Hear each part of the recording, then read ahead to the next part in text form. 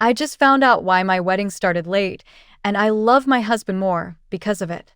My husband, John Bucky, male 26, and I, female 24, just returned from our week-long honeymoon 2 weeks ago. We call my husband Bucky because he resembles the character from the MCU movies. My Bucky is a bit more yummy. Yesterday was the first time we had dinner with his family since the wedding. My sister-in-law, female 20, is my favorite person besides my husband, which is why she was my maid of honor. She took me aside and told me what happened behind the scenes at my wedding. A bit of background first. My mother-in-law, female 48, never liked me, and she didn't hide it from me, though she did hide it from her son. This started from the moment we began dating. She would play nice in front of him, but make nasty comments as soon as he was out of sight. At first, I didn't say anything to Bucky, hoping that, in time, his mother would warm up to me. But it never stopped. Eventually, I had enough and started telling Bucky. Bucky spoke with his mother, but she claimed I was misunderstanding her. She didn't stop. She just became subtler, saying things that could be interpreted in multiple ways. I don't blame Bucky. He did believe me, but he also believed his mother when she said she meant something else. When Bucky proposed, I thought that would be the end of it, but she only got sneakier. I almost called off the wedding because I couldn't handle it anymore. We had arguments, and it was frustrating. Bucky always believed me, but didn't believe it was his mother's intent to be hurtful. Somehow, we got through it and started planning the wedding. My sister-in-law helped with the wedding planning and preparations, and because my mother-in-law was minimally involved, everything was perfect. From my perspective, everything went as planned on the wedding day, though we started a bit later.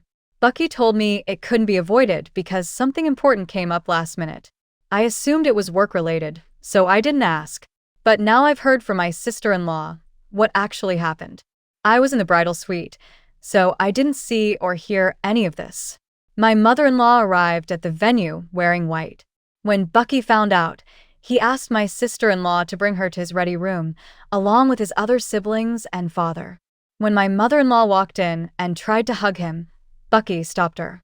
He asked what she was wearing, and when she dismissed it, he repeated the question differently. Why was she wearing white at his wedding? Why was she trying to hurt his soon-to-be wife? Why was she trying to ruin his wedding day? I think phrasing it as his day rather than my day got to his mother. He reminded her that it was his wedding too. She still tried to dismiss it, saying he was overreacting and it was just a dress. That's when he lost it. He started yelling at his mother, saying that he now realized I wasn't misunderstanding her. She was deliberately being hurtful to me. He yelled that he had been defending her to me all this time, but now it was clear that I was the one who needed defending. He accused his mother of trying to sabotage his relationship. When my father-in-law tried to say something, Bucky shut him down, saying he didn't want to hear it because they had stood by and enabled her behavior. Bucky then told his mother, "Because you're my mother, I'm willing to postpone the wedding by half an hour to give you a chance to change. I don't care if you go home, to a store, or wherever. Just leave now and only come back when you've changed. If you refuse, you will never see me, my wife, or our future children ever again." Do I make myself clear? The wedding was perfect, and my mother-in-law wore a blue dress. I don't know how to thank this man enough. His birthday is in 3 months, and I'm going to have to plan something extra special. Update 1. It has been 2 months since my last post. I didn't expect I would need to update, but here we are. First, I would like to thank you all for your reactions. But let me start by saying this. A lot of you have suggested thanking my husband with sexual favors. Guys, we are newlyweds.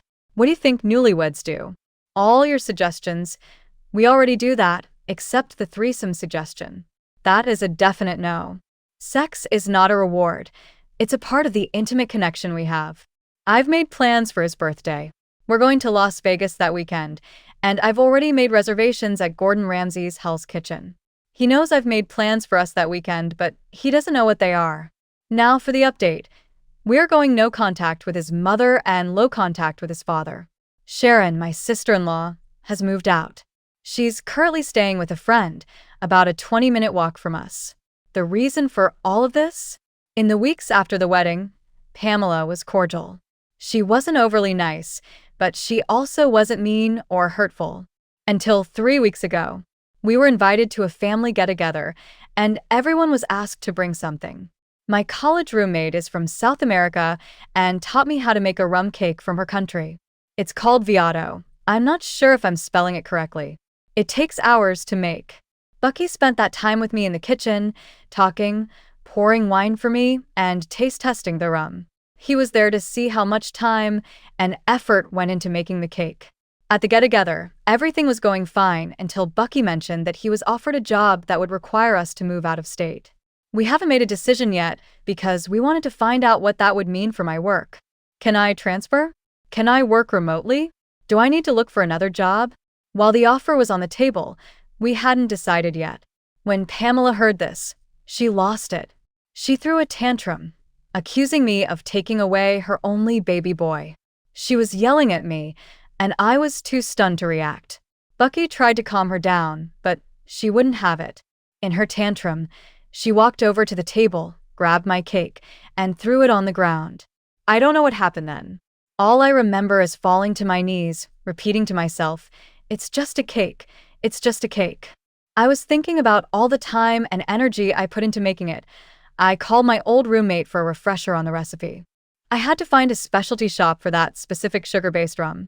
I spent hours in the kitchen baking, and she just threw it on the floor. I could hear my husband yelling.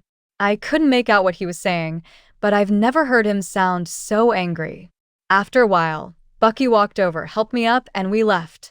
On our way home, he kept telling me that it would be okay, and that we were never going back there again.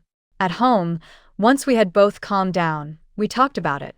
I didn't even have to suggest going no contact. Bucky said he had already told his mother that we would be going no contact, and that we would only resume contact if I changed my mind. We took out our phones and blocked Pamela. Bucky called his father, asked to be put on speaker, and told them that Pamela is not welcome in our house, and that we are going no contact, possibly permanently. This means we won't be attending any family gatherings if his mother is present. Pamela tried to say something, but Bucky hung up.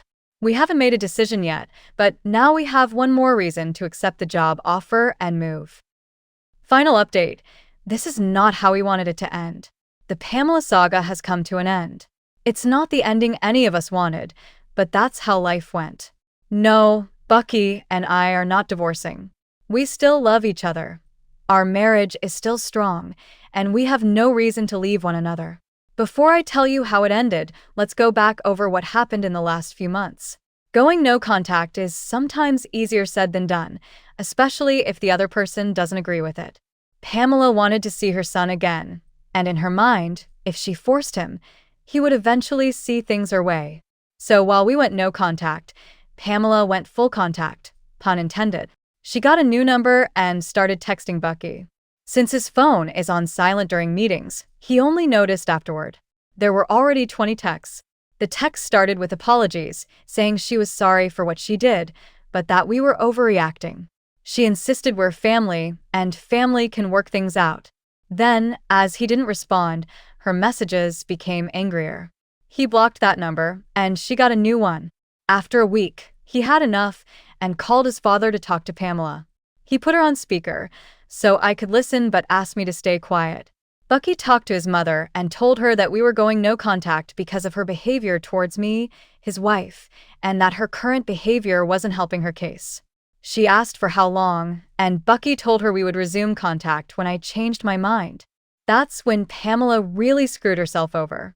She said, that / slur for black people / slur for Chinese people / will never be fair.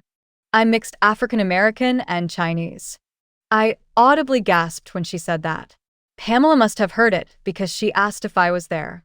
Bucky looked at me, and I knew what he was thinking. I nodded to him. We had just made our decision. Ignoring her question, Bucky said, "We've decided. I'm taking the job offer, and we are moving far away from you." With that, he hung up. I don't believe Pamela is racist. I believe she made a racist remark in the heat of the moment. But it was enough to push us over the edge. The next weeks went fast. Bucky confirmed he would take the new job. He resigned his old job. I arranged to work remotely. In a few months, my workplace is opening a satellite office here. I'm already on the transfer list. In a month's time, we moved to our new city. The next 2 months, we did not hear anything from Pamela. 2 weeks ago, we got a phone call from my father-in-law. Pamela was involved in a fatal car accident. The investigation is still ongoing, so all we know is that she was on the highway and there was a multiple car pileup. There were multiple casualties, including Pamela. We just came back from the funeral. Even if we were no contact, this was still Bucky's mother. This is not what any of us wanted. We were still hoping that someday we could reconcile. But life had other plans. P.S. Bucky's birthday was great. He's a foodie, and he was in heaven at Hell's Kitchen. Weird sentence, but you know what I mean. We even saw Gordon Ramsay in the kitchen. We didn't get a chance to speak to him, but just seeing him from a distance was a treat. This story was posted by Reddit user Storyteller13, so all credit belongs to them.